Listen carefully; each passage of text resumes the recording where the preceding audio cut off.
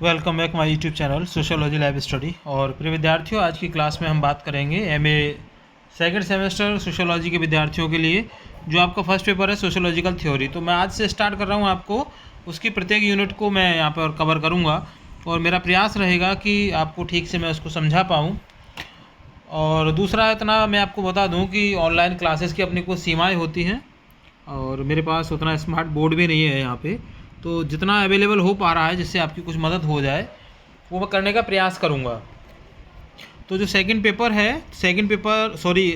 Semester का जो first paper है, उस फर्स्ट पेपर के जो पहली यूनिट है उसके बारे में, और साथ ही हम जो 10 इम्पोर्टेंट क्वेश्चंस, इसके जो MCQ टाइप क्वेश्चंस के बारे में भी मैं आज की क्लास में बात करूंगा, क्योंकि संभावना है कि ये वाला जो सेमेस्टर है आपके, उसके जो एग्ज़ाम हो वो MCQ टाइप हो सकते हैं।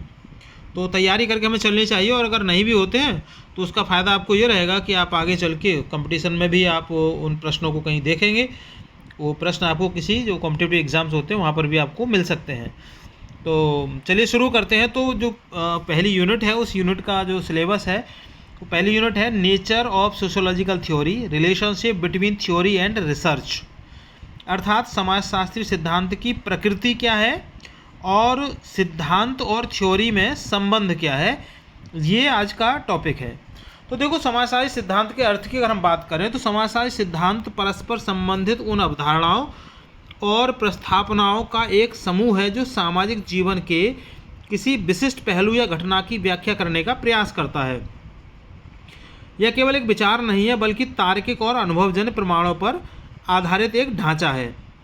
अब देखो, इसको समझने के लिए मैं आपको बता दूं कि जो समाजशास्त्री सिद्धांत का जो निर्माण होता है, उस निर्माण के जो आवश्यक तत्व होते हैं वो 3 तत्व होते हैं। खास करके 3 तत्व कौन कौन से होते हैं? पहला होता है कंसेप्ट, दूसरा होता है प्रोपोजिशन, और तीसरा होता है हाइपोथेसिस।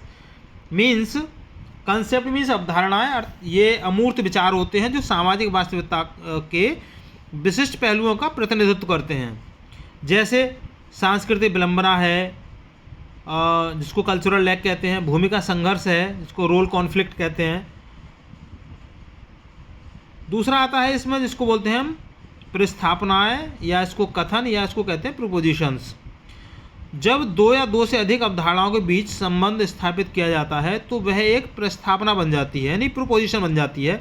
जैसे श्रम विभाजन बढ़ने से सामाजिक एकता का रूप बदलता है। तीसरी आती है इसमें जिसको कहते हैं हम हाइपोथेसिस, परिकल्पना। मतलब शोध की शुरुआत में यह एक परीक्षण योग्य कथन है जो प्रस्थापना पर आधारित होता है। तो 3 इसके स्टेप हैं। अब हम बात करते हैं यहाँ पे समाजशास्त्र में सिद्धांत और शोध के एकीकरण पर जो विचारक हैं, जो थिंकर्स हैं, वो कौन कौन है और क्या क्या उन्होंने बात कही है। उसके बाद में फिर बात करेंगे सिद्धांत और शोध के भी संबंध की। तो इसमें सबसे पहला जो नाम आता है वो आता है मैक्स वेबर का। मैक्स वेबर बात करते हैं व्याख्यात्मक बोध की, वर्स्टेहन थ्योरी। वेबर ने सिद्धांत और शोध के बीच संबंध में शोधकर्ता के व्याख्यात्मक बोध को महत्व दिया है। क्या वो कहते हैं कि शोधकर्ता को केवल बाहरी तथ्यों को ही नहीं देखना चाहिए, बल्कि सामाजिक क्रिया यानी सोशल एक्शन के पीछे छिपे कर्ता के अर्थ को समझना चाहिए। इस प्रकार सिद्धांत को कर्ता के दृष्टिकोण से अनुभवजन्य शोध द्वारा सत्यापित किया जाना आवश्यक होता है या किया जाना चाहिए। दूसरे आए समाजशास्त्री जिनका नाम है कार्ल मार्क्स। सिद्धांत और अभ्यास की बात करते हैं। कार्ल मार्क्स के लिए सिद्धांत केवल समाज को समझने का साधन नहीं था, बल्कि उसे बदलने का भी था। उन्होंने सिद्धांत और अभ्यास के बीच एक सीधा संबंध स्थापित किया। अभ्यास से मतलब यहाँ पर है ना, जिसको हम इंग्लिश में कहते हैं प्रैक्टिस। मार्क्स कहते हैं कि सामाजिक शोध को ऐतिहासिक भौतिकवादी सिद्धांत, हिस्टोरिकल मेटरलिज्म पर आधारित होना चाहिए, और शोध के परिणामों का उपयोग समाज में क्रांतिकारी परिवर्तन जैसे वर्ग संघर्ष के लिए करना चाहिए। तीसरे समाजशास्त्र की मैं बात करूं तो उनका नाम आता है सी राइट मिल्स। सी राइट मिल्स सोशियोलॉजिकल इमेजिनेशन की बात करते हैं। वो कहते हैं कि जो उनकी जो किताब है उसका नाम है समाजशास्त्रीय परिकल्पना, सोशियोलॉजिकल इमेजिनेशन। उसमें उन्होंने सिद्धांत और शोध के बीच की खाई को पाटने का प्रयास किया है। उन्होंने तर्क दिया था कि एक अच्छा समाजशास्त्री वह है जो व्यक्तिगत समस्याओं को बड़े सामाजिक मुद्दों से जोड़कर देख सके। इसके लिए एक तरफ गहन अनुभवजन्य शोध और दूसरी तरफ व्यापक सामाजिक सिद्धांत दोनों की आवश्यकता होती है। अब आप देखो, इस आधार पर अगर मैं बात करूं सिद्धांत और शोध के बीच में संबंध क्या है, तो इसमें आप ये समझ सकते हैं कि समाजशास्त्र में सिद्धांत और शोध, आप ये समझें कि एक सिक्के के दो पहलू हैं।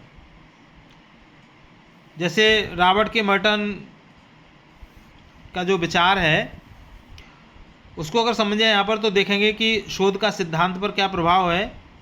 तो वो बताते हैं इसमें कि पहला तो है सिद्धांत का निर्माण। शोध के दौरान प्राप्त नए तथ्य मौजूदा सिद्धांतों में सुधार करते हैं या नए सिद्धांतों को जन्म देते हैं। दूसरा है सिद्धांतों की पुष्टि। शोध के माध्यम से ही किसी सिद्धांत की सत्यता की जांच की जाती है। और तीसरा है अवधारणाओं का स्पष्टीकरण। शोध प्रक्रियाओं के दौरान अमूर्त अवधारणाओं को व्यवहारिक अर्थ मिलता है। चौथा है इसमें सिद्धांत का मतलब, ये तो हमने अभी बात की, ये थी शोध का सिद्धांत पर प्रभाव। अब इसको थोड़ा सा पलट के देखते हैं कि सिद्धांत का शोध पर क्या प्रभाव होता है। Influence of theory on research, इसमें भी तीन बातें आती हैं। पहला है दिशा निर्देश, अर्थात सिद्धांत शोधकर्ता को बताता है कि उसे किन तथ्यों को इकट्ठा करना है और किन पर ध्यान नहीं देना है। दूसरा आता है भविष्यवाणी। एक अच्छा सिद्धांत सामाजिक घटनाओं के भविष्य के परिणामों का पूर्वानुमान लगाने में मदद करता है। और तीसरा आता है तथ्यों का संक्षिप्तीकरण था। सिद्धांत बिखरे हुए तथ्यों को एक सूत्र में पिरोकर उन्हें समझने योग्य बनाता है। तो प्रिय विद्यार्थियों, ये जो क्लास है इसमें आप समझ पा रहे होंगे कि समाजशास्त्र में सिद्धांत और शोध एक दूसरे के विरोधी नहीं है, बल्कि एक दूसरे के पूरक हैं। शोध के बिना सिद्धांत अधूरा है और सिद्धांत के बिना शोध जो है वो बिल्कुल दिशाहीन है। एक वैज्ञानिक या समाजशास्त्री के रूप में हमारा लक्ष्य होना चाहिए कि हम अपने सिद्धांतों को अनुभवजन्य शोध द्वारा उसको कसौटी पर कसें और अपने शोध को एक मजबूत सैद्धांतिक आधार प्रदान करें। अब बात करेंगे इस चैप्टर से संबंधित कौन कौन से इंपॉर्टेंट क्वेश्चंस हो सकते हैं। तो पहला प्रश्न है इसमें, सिद्धांत और शोध एक दूसरे पर निर्भर हैं। समाजशास्त्र में इस उपागम को किसने प्रमुखता से प्रतिपादित किया है। तो चार नाम यहाँ पर दिए गए हैं, लेकिन सही आंसर है इसका ऑप्शन बी, रॉबर्ट के मर्टन।